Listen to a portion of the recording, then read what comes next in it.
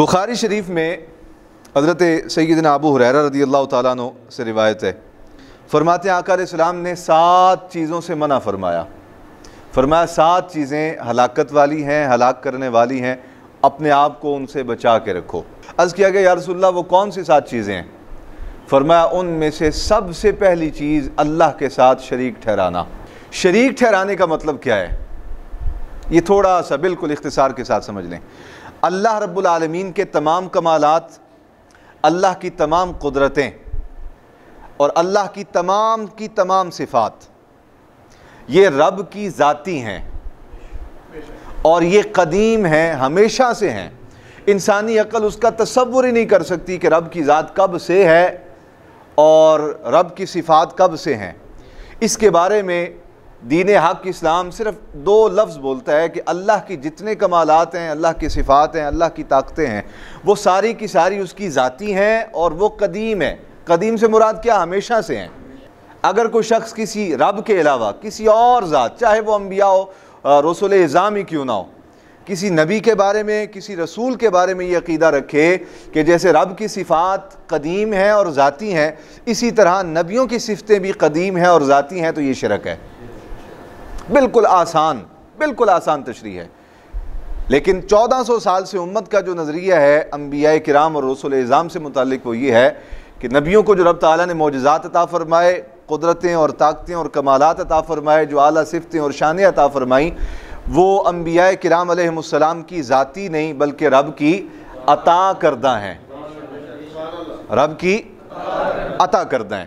اگر کوئی یہ شخص یہ خیال کرے کہ جیسے رب کی صفتیں ذاتی ہیں اسی طرح نبیوں کی صفتیں بھی ذاتی ہیں، تو یہ شرک ہے۔ جیسے رب کی صفتیں قدیم ہیں، ہمیشہ سے ہیں، اسی طرح معاذ اللہ نبیوں کی یا ولیوں کی صفتیں بھی جو ہیں وہ قدیم ہیں، ہمیشہ سے ہیں، تو یہ شرک ہے۔ لیکن جو امت کا نظریہ اور عقیدہ ہے 1400 سال سے، اگر لوگ اس پر قائم رہیں کہ اللہ کی تمام صفات، اللہ کی تمام قدرتیں اس کی ذاتی ہیں اور قدیم ہیں، اور اللہ کے نبیوں اور ولیوں اور اللہ کے محبوب بندوں کی جو صفات ہیں نہ وہ قدیم ہیں نہ وہ ذاتی ہیں بلکہ وہ اللہ کی طرف سے عطا کردہ ہیں، تو یہ شرک نہیں ہوگا۔ دوسری چیز فرمایا جادو کرنا۔ انسان کو جو ہلاک کر دیتی ہے وہ جادو ہے۔ جادو کرنے کو گناہ کبیرہ کیوں قرار دیا گیا؟ بعض اوقات جادو جو ہے وہ انسان کو حد کفر تک پہنچا دیتا ہے۔ کیوں؟ اس وجہ سے کہ جادو کے ذریعے اللہ کی مخلوق کو ایذا پہنچائی جاتی ہے، جادو کے ذریعے اللہ کی مخلوق کو تکلیف پہنچائی جاتی ہے، اللہ کی مخلوق کو تنگ کیا جاتا ہے۔ تو ایسا عمل یا ایسی کوئی طاقت، چاہے وہ جنات کے ذریعے ہو یا چلہ کشی کے ذریعے، کسی بھی صورت میں جس سے مخلوق کو تنگ کیا جائے، وہ عمل گناہ کبیرہ ہے، وہ عمل شدید حرام ہے۔ اسی لیے جادو کو شدید حرام قرار دیا گیا اور فرمایا یہ ہلاک کرنے والا ہے۔ اولیاء کاملین جو ہیں ان سے جو لوگوں کی مشکلات دور ہوتی ہیں، لوگوں کی تکلیفیں دور ہوتی ہیں، وہ جادو کے ذریعے نہیں ہوتی، وہ رب کی بارگاہ میں جھولی پھیلا دیتے ہیں۔ یا اللہ میرے پاس آ گیا ہے، میں کچھ بھی نہیں کر سکتا، تو سب کچھ کر سکتا ہے۔ ان کی دعائیں امت کے معاملات میں آسانی پیدا کرتی ہیں۔ بلکہ یہ حدیث مبارکہ حضور نے فرمایا میری امت میں ایسے لوگ ہیں جن کی وجہ سے رب بارش بھی برساتا ہے، رزق بھی عطا فرماتا ہے، اولاد بھی عطا فرماتا ہے۔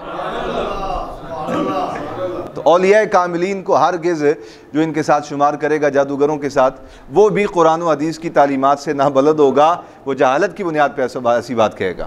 تو حضور نے فرمایا 7 چیزیں ہلاک کرنے والی ہیں، ان سے بچو۔ پہلی چیز اللہ کے ساتھ شریک ٹھہرانا، اور دوسری چیز فرمایا جادو کرنا۔ تیسری چیز فرمایا جس شخص کے قتل کو اللہ نے حرام قرار دیا ہے اس شخص کو ناحق قتل کرنا۔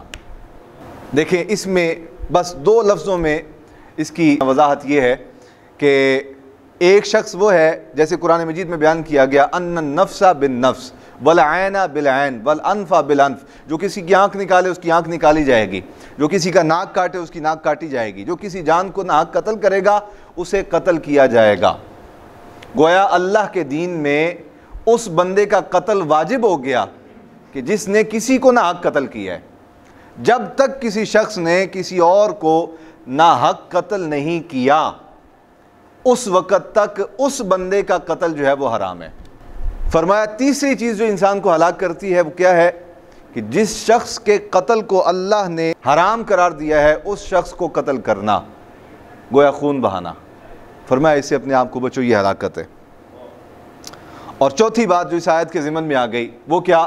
یتیم کا مال کھانا۔ فرمایا یتیم کا مال کھانے سے بچو، یہ ہلاکت ہے۔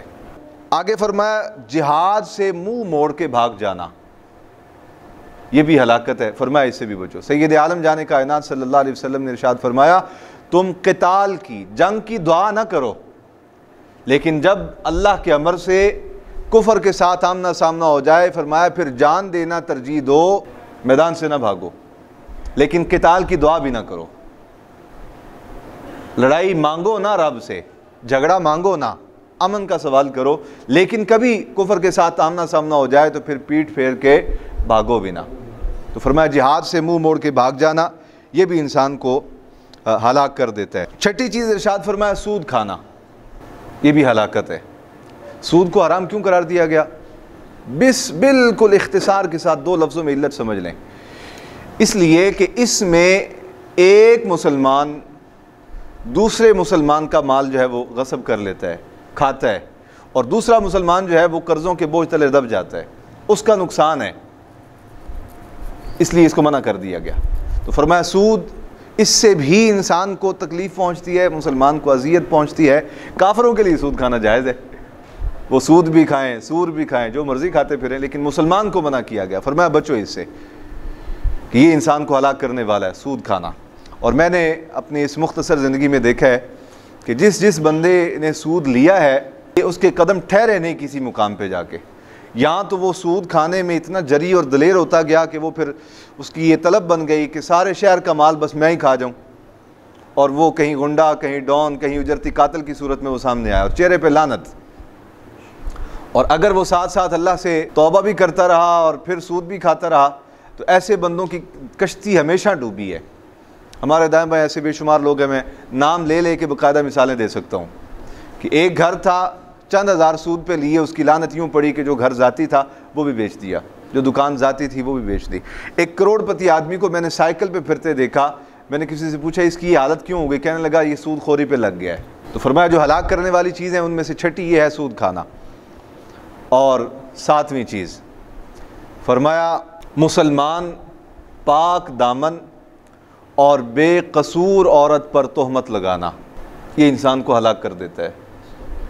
باقاعدہ آقا علیہ السلام نے تینوں صفتیں اس عورت کی بیان کی۔ فرمایا مسلمان، پھر وہ پاک دامن ہے اور قصور کوئی نہیں کیا اس نے، بے قصور عورت پر تہمت لگانا یہ بھی انسان کو ہلاک کر دیتا ہے۔ اب اس کی پھر دو صورتیں ہیں آگے۔ ایک تو یہ ہے کہ کوئی کسی عورت پر تہمت لگاتا ہے کہ فلاں عورت ایسی ہے، یہ تو اس کی واضح صورت جو حدیث میں بیان ہو گئی، لیکن اس کی ایک اور جہت بھی ہے۔ وہ کیا؟ کہ وہ تہمت تو نہیں لگا رہا لیکن کسی عزت دار گھر کے اندر وہ جھاتیاں ڈالتا ہے، بننے پہ چڑھ کے کھڑا ہو جاتا ہے اور نگاہیں ڈالتا ہے، سارا محلہ دیکھ رہا ہے کہ یہ بدماش چھت پہ چڑھا ہے اور ان کے گھر کی طرف اشارے کر رہا ہے۔ تو اگرچہ یہ تہمت تو نہیں لگا رہا لیکن اس کا یہ کریکٹر اور اس کا یہ کردار اور اس کا یہ عمل بھی اس عورت کی پاک دامنی پر تہمت کی صورت میں ہے کہ لوگ کیا کہیں گے دیکھ کر کہ فلاں گھر کی جو عورت ہے وہ اس کے ساتھ خراب ہے، تو یہ بھی ایک تہمت کی صورت ہے۔ دیکھیں نا، ایک تو حدیث مبارکہ کی جو صراحت ہے، لفظوں کی صراحت ہے وہ بیان ہو گئی کہ پاک دامن مسلمان بے قصور عورت پر تہمت لگا دی کہ یہ ایسی ہے، کہا یہ تو انسان کو ہلاک کرتے ہی کرتا ہے۔